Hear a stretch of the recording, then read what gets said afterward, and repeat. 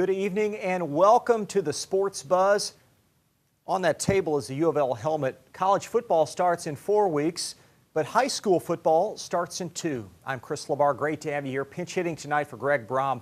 We've got a great cast of characters on set tonight. We'll talk with 7 area high school football coaches. They'll preview their seasons. We'll talk about some of the great teams in the area. And then next week, it's all UK and U of L, but we're going to start things off right now with DeSales head football coach Harold Davis. He is kind enough to join us on the Buzz line. And Harold, a busy couple of weeks for you. Just talk about your prospects coming into this season. Well, we're doing a lot of work. We got several positions to replace, mainly on defense. So we're getting a lot of work in, trying to figure out and putting guys in the right spot and trying to find those replacements. You have built a great program, Coach. 2 state championships in your hip pocket. You feel like maybe you're not getting the respect that your program is due, considering you're kind of battling St. X and Trinity? No, we understand. You know, we're 2A. We understand those are bigger schools, obviously, and they have a lot more tradition with football. And, you know, DeSales has always had great teams going back to, back in the 60s and 70s, and we have some players that play in the NFL and all that. It's just here recently we kind of got over the hump and we've gotten the success that we probably could have had early on. But I think we're getting plenty of it. I think there's a lot of exposure for us. It's evident in the school. Our enrollment has increased. The size of our football program has increased. And it's kind of spread out, not just in like it used to be in just around the south end mainly, but we spread out pretty much throughout the county. Your school certainly synonymous with football success off the field and now on the field. You're going to have a first home game in some 60 years. Can you just talk about the development of the football stadium and what it means to your campus? Well, you know, we think they brought it up about 3 years ago when they introduced the idea of having an on-campus field, and then with baseball and soccer obviously being included in that, you looked at our property and you were like, I don't know how they're going to fit this in here. But, you know, they bought some, I think 5 houses that made our campus a lot bigger. We have a practice field as well for us and for soccer.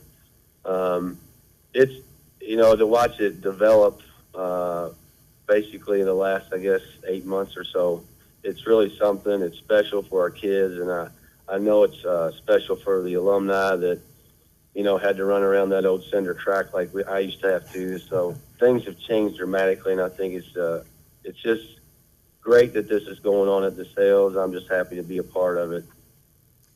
In your class, budding rivalry really with Christian Academy. I know you guys have had so many tight games over the last few years. We'll talk with Coach LaForce in a little bit, but what impresses you about their program? Well, I think we're kind of mirroring each other. I think they're obviously, I think they're getting a little bit bigger as far as numbers and things like that. And you know, it is a rivalry, and I know the kids, you know, get into it and all that, but and we do as coaches as well. But we just have a tremendous amount of respect for Coach LaForce and his staff. I mean, they do a great job, and you know, we've been fortunate, and we've been fortunate to have won the game that moves us on the playoffs. But we understand every year they're going to be, we have to go through them in order to get to where our goals are. But it's turned into a great rivalry. I think maybe it doesn't get as much exposure as some of the other rivalries, but I think we're getting there. As it pertains to your team, talk about some of the kids you expect high things from. Well, I'll start with Alec Brothers. Alec Brothers, he started for us as a sophomore at safety. So, and we got our second state championship, and he's a tremendous athlete. He's a tremendous student, 4.0 student, does all the right things on and off the field. Very, very special football player and very special person. We expect a lot out of Austin Tharp. He was one of our starting running backs last year. We expect a lot out of him. We got you got a lot to replace on defense. Alec is back, which is going to help us tremendously. We got another linebacker who'll be a junior, Ashton Baum. We're expecting a lot out of him. Offensively, our line, we have 3 returning stars on the line, and we're expecting a lot out of them, and Drew Bledsoe and Brady McCauley, and then also Travis Seibert. Our quarterback spot is we're still battling that out, but we expect a lot out of our senior group and have senior leadership. The opener now in 12 days, are you concerned not having solidified that quarterback spot? Yeah, it does concern us like it would anybody. I think, we just have to decide what's going to be best for our team. What's going to be best, because like I said, Alec is one of the quarterbacks battling for that, but he's also a starter on defense, and we just have to decide on what's better. And actually, to be honest with you, the 3 quarterbacks we have right now really improved since we started in July. They've really improved, so it's kind of a neck and neck type thing right now, actually. Numbers an issue, being in a 2A school. How content are you in terms of the number of kids that are turning out for football? Oh, we should have around 340 students, and on our football team we have 101. Oh, wow. We have I think we got 33 or 34 freshmen coming in, and we feel like this is our 3rd or 4th year with a really good freshman group. And then we have 68 on the varsity. So our numbers are there. I think, and we have a smaller senior class this year, but it could be even bigger next year if we get everybody to return. So we're happy with our numbers. We've increased every year that I've been there. Coach Sander before me had increased it when he got hired, and it's just gradually getting a little bit better each year. As we mentioned, won a state championship in 13 and 14. Do you feel like maybe this group this year has the similar mindset, similar makeup? I don't ever like to get into that. Honestly, we're trying to get that first game and be competitive against Fairdale. And really, we just want to be competitive in our district. The one thing we have not done is won our district. We would like to do that, and that's kind of our goal right now. And then as it goes on, we'll change that goal. Everybody's ultimate goal is to do well in the playoffs and get to the 15th game of the season. But I think we need to take it one step at a time. I think we're going to be young, and we're going to be inexperienced on the defensive side. So I don't want them looking past anything. And as coaches, we don't look past that first game, and we're just trying to concentrate on getting better. We have our inter-squad scrimmage. It'll be Friday, and then we will have our Meade County scrimmage that we'll actually get to test another team next week. So we're just kind of going one step at a time. I don't want to look past that. You could have asked me the same thing in 13 and 14, and I'd probably give you the same answer. Sure. We just want one game at a time. Harold, thanks so much for the time, and congrats on all you've done thus far. You built a great program there at your alma mater, and I appreciate you stopping by. Thanks. Thank you for having me. That's Harold Davis, coach of DeSales. Just getting started tonight on the Sports Buzz. All high school football. Up next, Jason Heiser at Pleasure Ridge Park will join us on the other side. We'll be right back.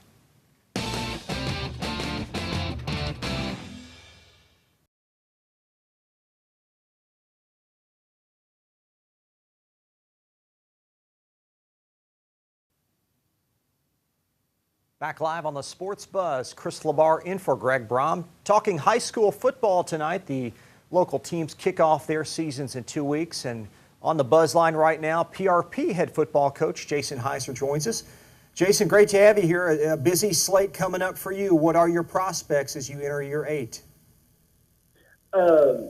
Well, we're very excited about the season. We got a very good group of returning players coming back. Lots of guys that had experience last year. The senior class has been great, and we got a lot of juniors who played a whole lot of minutes as sophomore last year versus a pretty competitive schedule. So I really feel like they got the experience needed last year to further some success this year. Well, you mentioned competitive schedule, and frankly, it's almost more so than competitive with the likes of, St. X Trinity and Mail and those teams. How difficult of a challenge is that year in and year out for you? It is difficult. There's no question about that. I think the biggest thing for us over at PRP is keeping guys healthy and finding a way to use our players wisely to kind of counterbalance some of the depth issues. I know, obviously, Trinity and St. X and Mail they're pretty deep on the depth chart in terms of quality football players.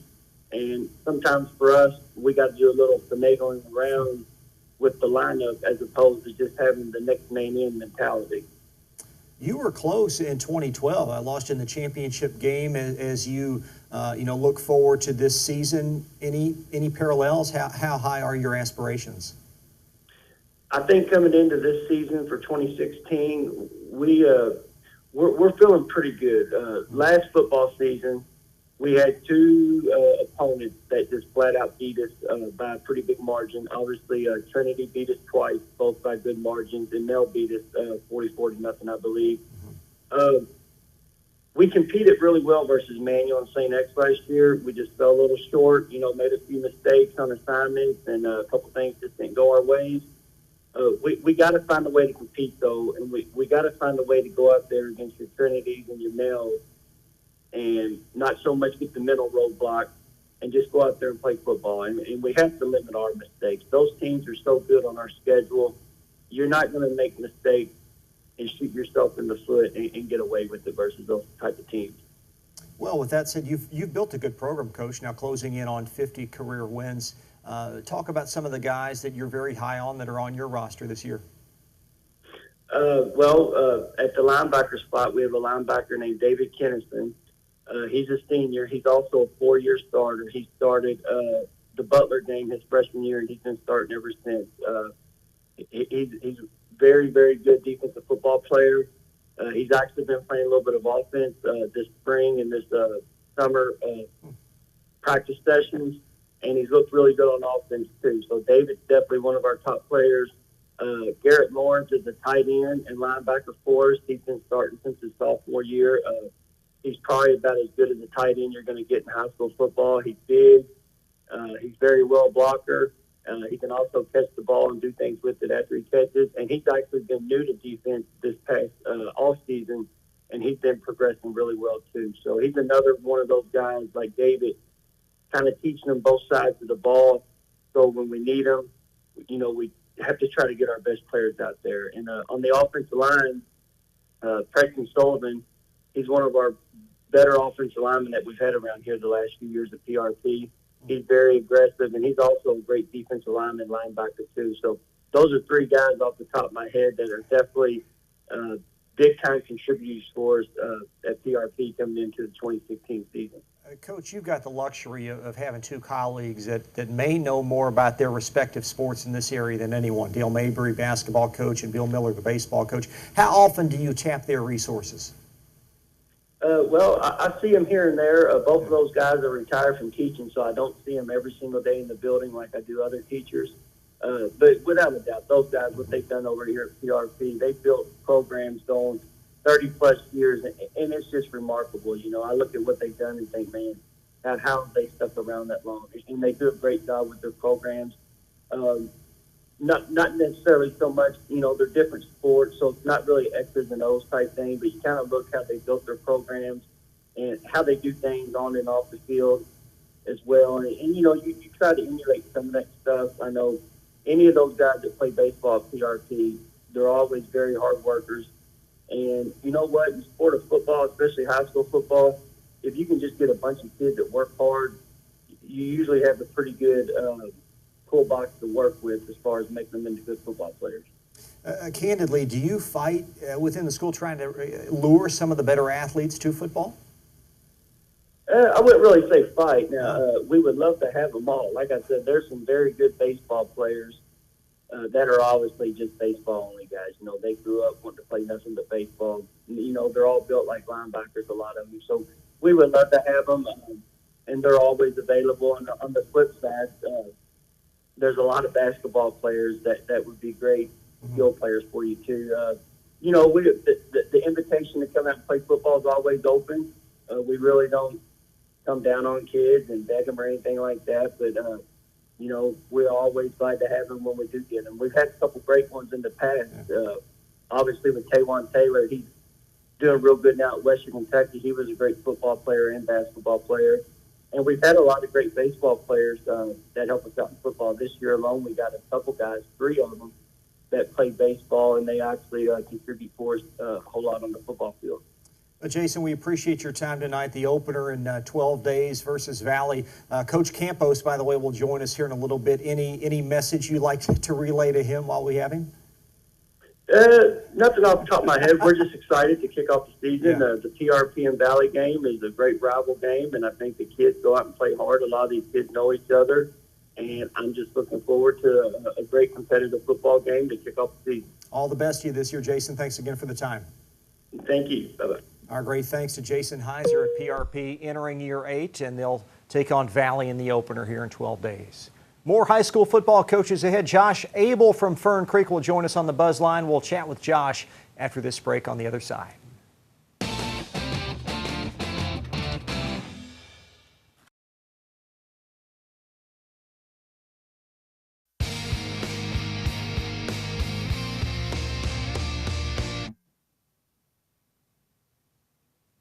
Welcome back to the Sports Buzz. I'm Chris Labar in for Greg Brom.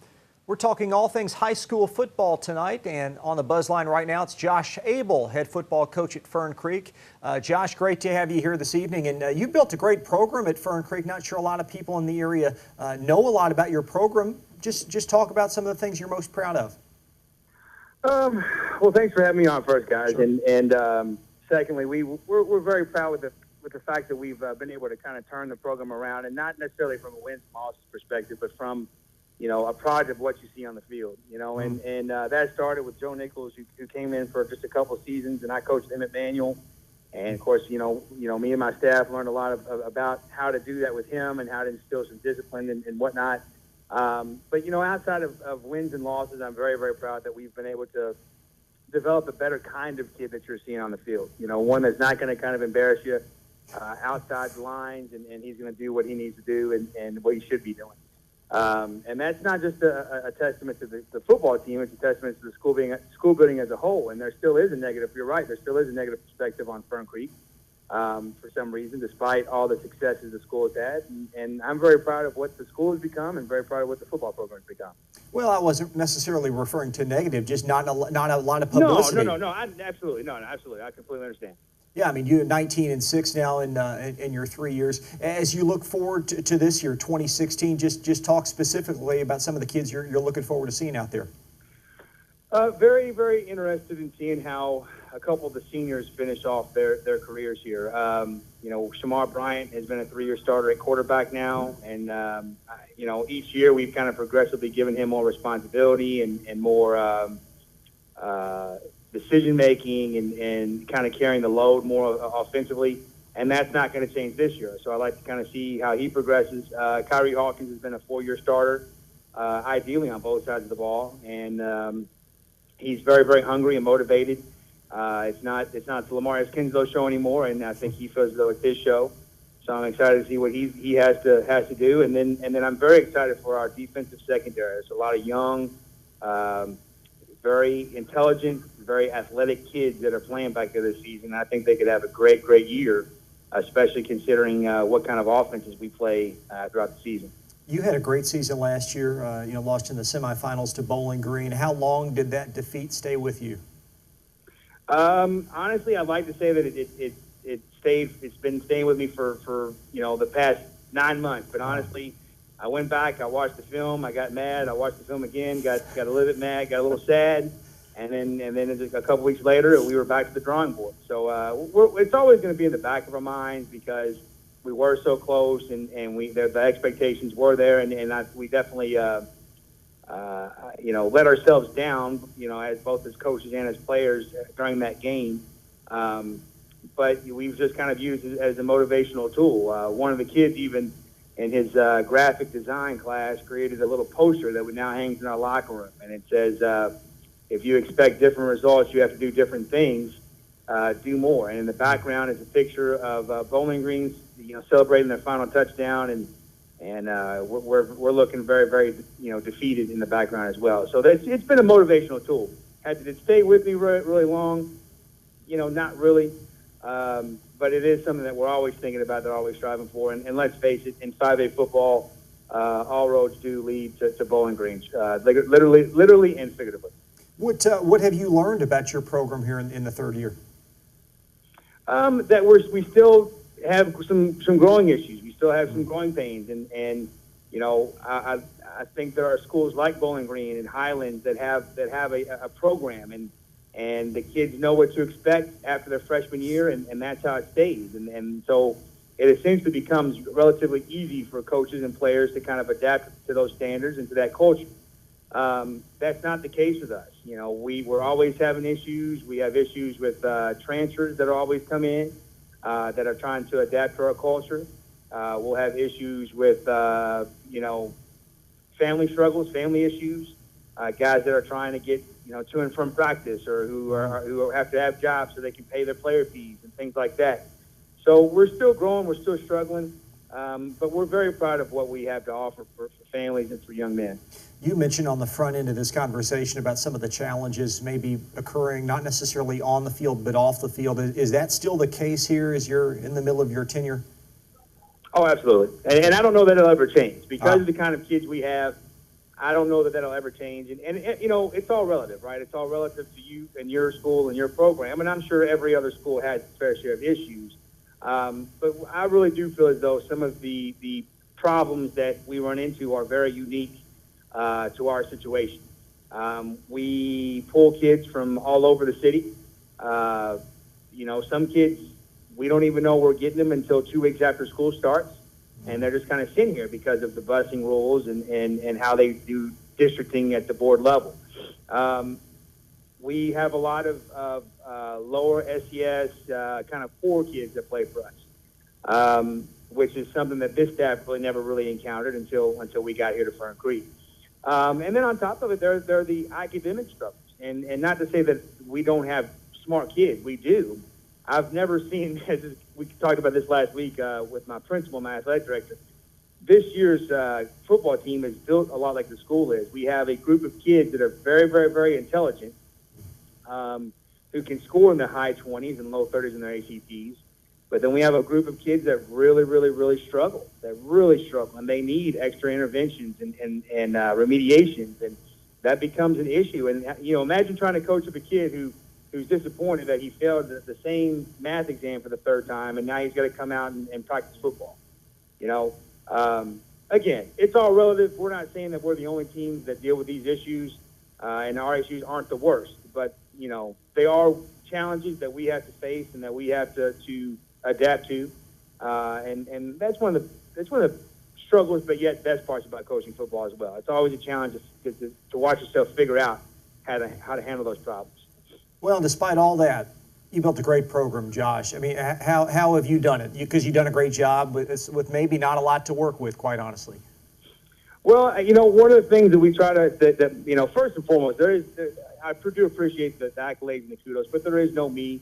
I'll say it before and I'll say it again. I have the best staff in the city, if not the state. And I don't have a lot of guys that necessarily played a lot of college football, but you know what? To coach high school football, you don't need to have played it. You need to be consistent, positive influences in these kids' lives. And the most important word, I think I said there, was consistent.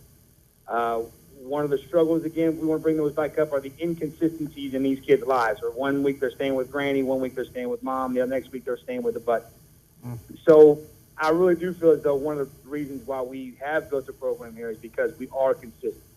The kids do know what to expect when they come here, and no matter how hard practice is going to be, they can look forward to it because there aren't going to be any surprises in terms of what coach is here or what we're going to be doing that day. They know what we're doing. We're consistent, and we continue to have high expectations.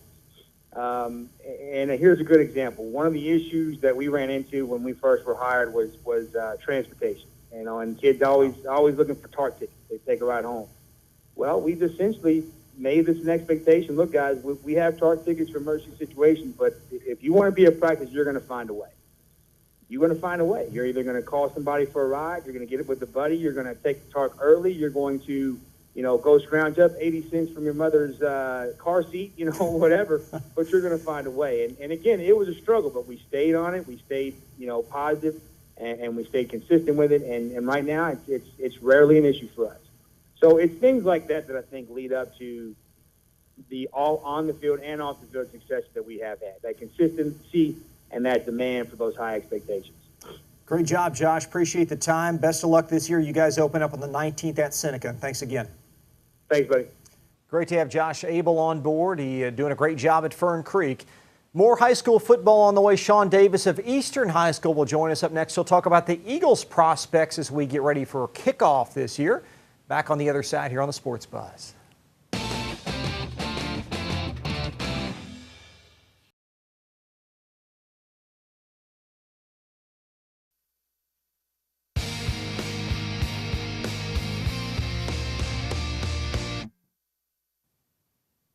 Welcome back to the Sports Buzz.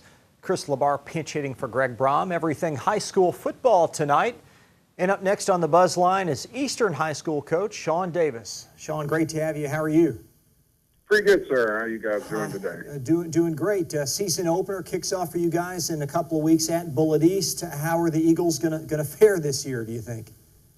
Well, we got another year on our belt as far as experience is concerned.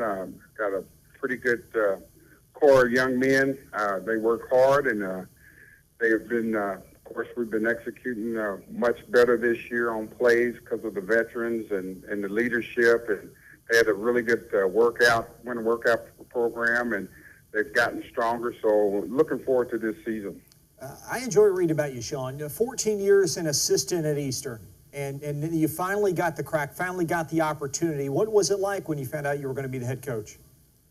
It was really, I've been here almost going on my 27th year. Wow. At Eastern, and the last 3 going on my 3rd year as the head coach, and it's been a very, very exciting experience. I would have never changed it. The world, it's like a big football family over the years of the kids that's gone through our program, and great relationships. And once you got the head job, sometimes you thought you knew what you were getting into as far as responsibilities because you've done a lot for the program. But of course, when you become the head man, there's a lot of extra stuff that you have to deal with. And so far, everything's been pretty good. And I have great support from my booster club and from the fan base. And like I said, we've been getting better every season since I've been here. And that was my goal, to try to get the program back up to a strong standards in the state.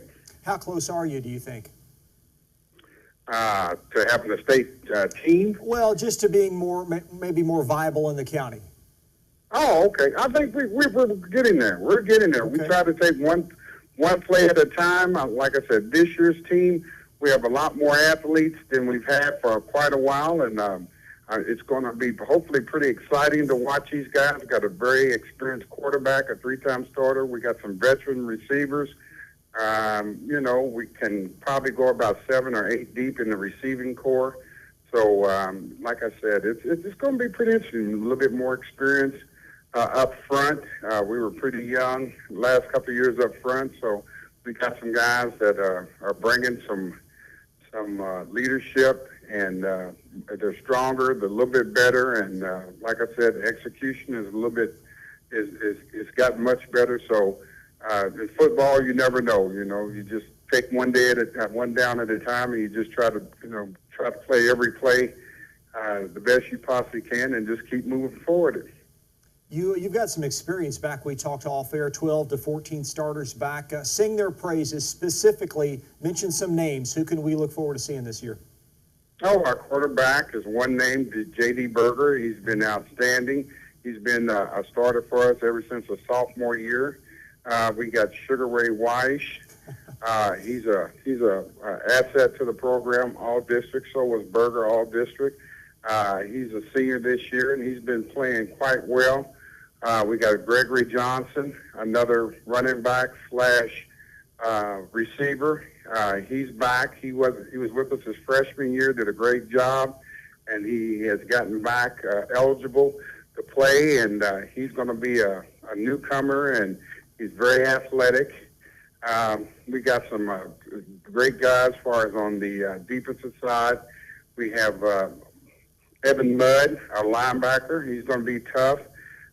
Inside linebacker, he's going to be pretty good this year.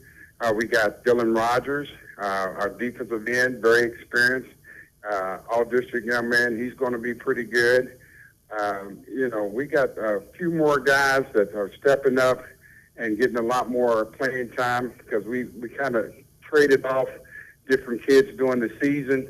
And, you know, like I said, with this year coming up, we're going to be pretty solid, I think. And we are going to play, hopefully, very well this season. And hopefully we can impress a few of the schools in Jefferson County. So. Well, Sean, all the best to you, and thanks so much for taking the time. Good luck to you this year at Bullitt East on the 19th. That's Sean. Thank you, sir. You're welcome, I Sean. appreciate it. That's Alrighty, sir. Sean All right, Davis. bye-bye. Great to have him here tonight as he continues to hopefully develop that Eastern program. They've had a lot of success, not recently, but they've had a lot of success over the past handful of years. Up next on the Buzz line, Russell Rigdon joins us, coach of Jeffersontown. And Russell, I know last year maybe didn't go the way that you would have wanted things to with 2-9, but all indications are you're building this thing up the right way. Well, we're certainly trying. The kids have been working hard all summer, and we're going to try to put it in the right direction this year. What was your greatest challenge last year, other than wins and losses? Well, I'm new here, so this is my first season. So I know that they struggled a little bit with execution. Kids played really hard. We just got beat on little things, so we're trying to tighten those up this year. When you do inherit a program as a new coach, probably one of the things that you would face would be changing the culture. What have you seen as you've entered the hallways for the first time? Well, you know, myself and the principal, we're both fairly new to J-Town, so we're both in the same line. We're trying to just hold kids to a high standard academically and athletically, and try to help them reach those standards. An assistant coach at Manual prior to this opportunity, learned from a great coach there in Coach Lucas. What did he teach you? Well, really just how to organize, practice, and get kids focused toward one team goal, and not to mention the X's and O's of football, but just more of a program-wide view of football. It really helps me with that. What specifically, talk about some of the kids that you're high on this year. Well, we've got a couple, really good seniors. Devontae Jackson's back this year. We're moving him to outside linebacker, and I think he's going to have a really good year. Ja'Cory Grinstead is a D lineman and left guard, and he's also a returning starter, as well as Jake Warner. And I expect a lot from them. All three of those guys are captains. And then we just got back Eddie Graham. So he's going to play middle linebacker for us, and he's looking really good. So we're really excited about those guys, and hopefully those seniors can lead us to some success this year. How familiar are you with some of these kids, having never coached them before? Well, it was all new in the spring, I can tell you that, because we didn't play J-Town when I was at Manual, and I didn't really know the kids that well. I got the job kind of late, so it's been a bit of a learning process for me, but I'm kind of getting a little more comfortable with them. They're getting a little more comfortable with me, and the last couple weeks especially, we've started to grow quite a bit as a team, so I'm pretty excited about that. Oh, Russell, thanks for stopping by. Great to have you, and best of luck this season. All right, I appreciate it. Thank you. Our thanks to Russell Rigdon, coach of J-Town. They'll open up at Doss on August 19th. Up next, Stefan LaForce from Christian Academy will join us. More high school football on the other side here on the Sports Buzz.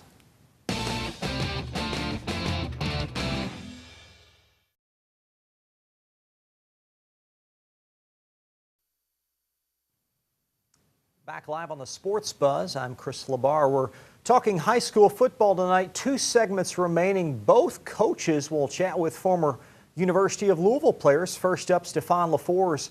He joins us on the Buzz line. Stefan, coach at Christian Academy. And Coach, quite frankly, we've talked before. What a great job you've done there. How have you done it? Well, I appreciate it. I think as always, you try to surround yourself with good people, and for me, I've been fortunate to have some really good assistant coaches.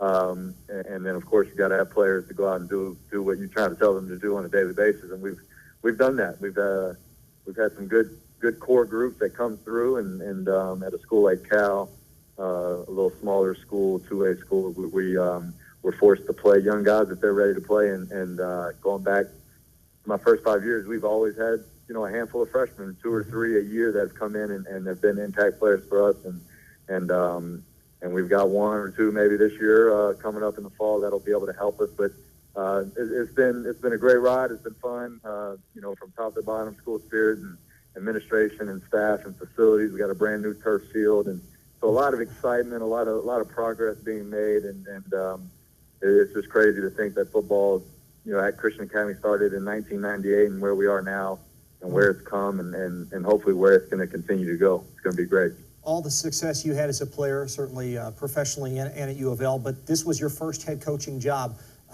What have you learned? What's the one thing that you've learned?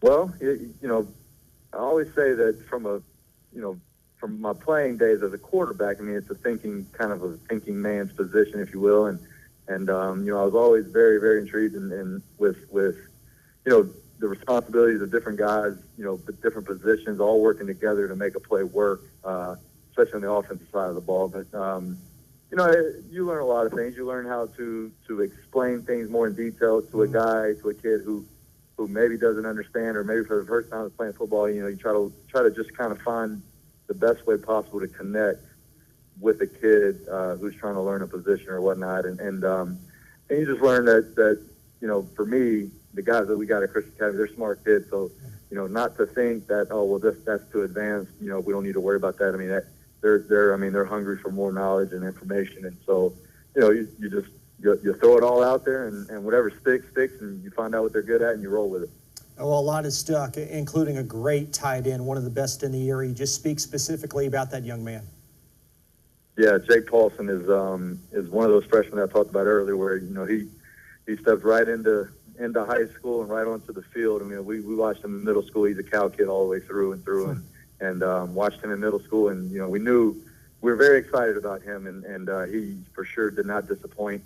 Has great motor, defensive end as well. He plays that position well for us, and really causes a lot of problems for teams offensively. But at tight end, he's getting a lot of love from some big colleges, and he's a physical guy. A lot of times now you see the tight ends that are kind of your flexed out guys, 6'5", 215, 220, can run real well, but you put them down in a traditional tight end alignment, and they don't want to block. And Jake's not that guy. Jake is physical. He loves to block and get in there and mix it up, but he's athletic enough to run routes, and runs well enough. He's got great hands. He's a great guy to be around, and it's just Thomas flew by here with him, and all of a sudden now we're senior year, and deservedly so. He's getting a lot of attention from some big schools out there. Chatted with Harold Davis a little bit earlier, the coach at DeSales, and certainly very familiar with your program as you are with his. He spoke maybe that this rivalry between these two programs really doesn't get the press, the praise that it should in this area. Would you agree with that? I would agree. I mean, it is not it doesn't have the roots like your Trinity St. X or some of the other male manuals. Obviously, they've been around a long time. And, of course, with, our program being newer, yeah. It doesn't have that kind of allure, I guess. But man, since I got here, at Cal 2011, I mean, we've met twice every year, and we've only one time have we gotten better of them twice, and that was my first year. And then from there on, it's been back and forth, and of course they've had the upper hand there in the playoffs, which that's kind of key. You want to make that run to win the whole thing, and they've done it twice within the last 4 years. But yeah, it's been a great game. It's what they're going to give you, and it's just a matter of going out and doing it and executing and playing football, and because they know what we're going to do, we know what they're going to do, and it's just about who kind of wants it the most, and who's willing to do whatever it takes to get the job done. First game on the 19th versus Simon Kenton. As you ramp up to that game, what has caught your eye about your team in camp? Well, I think for sure we've got a group of seniors. We got 15 seniors this year, and a bunch of them have played a lot of football for us, a lot of reps, a lot of game experience. And when I look at them, I think defensively our front four. This would be a strong statement, but I think I'd put them up against, any front four in the state, regardless of class. I mean, I think the four we got up there are really, really, really good. And we need them to be good early because we got some young guys back playing behind them, a linebacker, and in the secondary that are going to need to catch up. And so the front four have got to really set the tone for us and make them look better than they are initially, and then by the time we get rolling at the midway point in the season or late in the season, that hopefully the secondary can catch up. But the front four are really, really good. We've got 3 capable running backs, I think, that are all kind of similar, and they're shifty and fast. So it'll be fun to watch them kind of compete all year long for carries, but we'll find ways to use them all. And then we got a young quarterback who was a freshman last year, started for us. Played really well, but he was still learning on the run there, and a lot of times the game moved a little bit too fast for him. But this year things have slowed down for him. He's got a ways to go, but he's been putting in the work, and I've been pleased with his progress. So we lost a good group from last year, but I'm excited about this team, and we got a tough opener there with Simon Kenton here at home, and we'll throw them into the fire, and we'll see how we come out of it. Well, Stephon, great to have you, and again, congrats on a tremendous job. Good luck this year. Thank you. Thanks for having me on, guys. You're welcome. Stephon LaFour's done a great job at Cal. They'll host Simon Kenton on the 19th. One coach remains, Alan Campos of Valley. He will join us on the flip side of this time out on the Sports Buzz.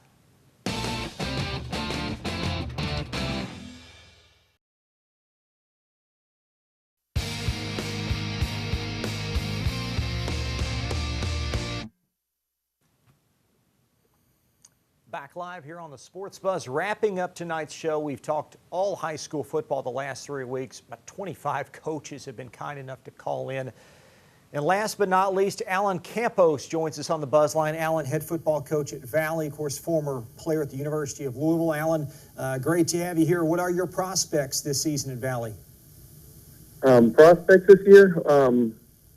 We have a lot of them. We have some kids that have gone above and beyond what was asked them to do the last couple months, and we hope to put a good product on the field. If you're asking for names, we're looking at, the number 1 4A receiver in the state with Devious Brooks. You got my son, Braden Campbell, the quarterback, finishing top 4 4A passing, one of the nicest tandems that we've seen there in a long time. Big running back, Brandon Neely, got a all-district guard with Anthony Rader. And then we have a bunch of other kids that are going to do really well this year. And on offense side of the ball and defense side of the ball, we're returning 7 starters. Looking for some leadership from Chris Albright, Montre Reynolds, and Caleb Lane over in that linebacker core. And then we got some nice new additions that are really going to help us out this year. First season as head coach at Valley, and certainly not only new for you, but for the kids that will play under you for the first time. How has camp gone with that new transition? We haven't had much time. I think I've had roughly 2 months, and with the they tell us exactly when we're supposed to practice, so I haven't had a whole lot of time with them. But we're trying to develop them and get them up to par as quick as we can. We're moving around people this week, even in positions, and trying to figure out who can play what and help the team the best way. What have you seen? How close do you think they are to grasping your system? We're trying to keep a lot of stuff the same as far as terminology goes, so I have to learn all their terminology. So to make it easier for the kids is what we've done, and I've asked the coaches to do. So, we're trying to keep it simple is what we're trying to do for the kids, and try to make it an easy transition so that we can put a good product come, the 19th. What was it about Valley that most appealed to you? Actually, it was there was a bunch of things that appealed to me at Valley. They just had the big renovation of the nice gym, and the facilities there are great. Went over there. The administration was terrific. With Mr. Stevenson, my older son was with him under Farnsley, and then went over there and Mr. Riley. I mean, everybody in that staff. I can go through a whole list of names of reasons why I went there as far as people go. Even the coaches were there. Were excellent. To us. Coach Spiva and Nick Smith, and the list goes on and on. I'll forget somebody if I keep going, but that's the reason. The people, mainly in the facilities. Certainly, people around these parts know about your name from playing collegiately at U of L. You played there back in the day when, frankly, it may not have been the cool place to go, but you helped build the program. What does it mean to you now to see them have all this success? Oh, I love it. I've always been a Card, since that, signed my contract, came over, played for U of L, and always been a Card since, and I love them having success. You know, when you're cheering for a team, you want a team that's successful, and that they have been. And I'm proud to be a Cardinal. We talked to Stephon LaFours just this past segment. All the great players that have played there, and you took a small part. Define that camaraderie. What's that community like with all you ex-players? Even if you didn't play in the same, I might not even know somebody. They might have played, 10 years before me or 10 years after me. We're all still, we're still all like a brotherhood. We're all, ex-ULL guys. We all, talk, and, that's a good thing. I'm talking about, LaFours. We've got to, try to schedule a freshman and JV game with them that we have this year, and we, try to, have a little rivalry there. So. Season starts for them in 4 weeks, so let's spend our remaining moments talking about U of L. What do you think their prospects are like this season to break through in the ACC? Oh, I mean, I don't have to say anything. Everybody knows, we're excited to see what they're going to put on the field. I mean, after that spring game, I just can't wait. That's what I can say. I don't like to, foreshadow or tell you, how good we're going to be. Let's just wait and see, because they got a good product to put on the field this year. Well, and quarterback Jackson has been so good. What's impressed you most about him? What can you say? He's running and scrambling.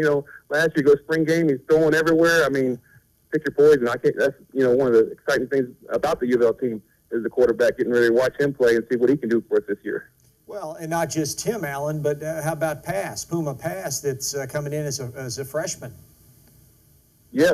I mean, I'm excited for the team in general. Whichever direction we go, I mean, I'm excited for the team and watch the team, come the season. All these years ago, when you committed to U of L, being from Miami, why Louisville? Schnellenberger. Okay. Easy. That's an easy answer. Schnellenberger. I grew up down in Miami. He built the program down there, came over here, and you can see he started building the program here. He got the right guys in there that won that Fiesta Bowl that inspired me to come here. Told me that I'd be playing early, and that's all she wrote. Had you heard of Louisville? Had you even been to Louisville back then? Oh, no. This was strictly Schnellenberger coming to my house and, and telling it to me. So that was exactly the reason I came here. Did he have the cigar? Was he smoking the cigar then? Pipe. Oh, pipe, yeah. Excuse me, pipe, yeah. Yep, and then twisting his rings on his big hands. I, remember vividly. So. Allen, thanks so much for the time, and best of luck. Open up at PRP on the 19th. Good luck to you in Valley this season. Thank you very much. I appreciate it. Great to have Allen Campos, and that's going to wrap up a great 3 weeks. We have had 25 coaches, insane, just talking about their high school football programs. Next week, it's all UK U of L football on the Sports Buzz. We'll see you then.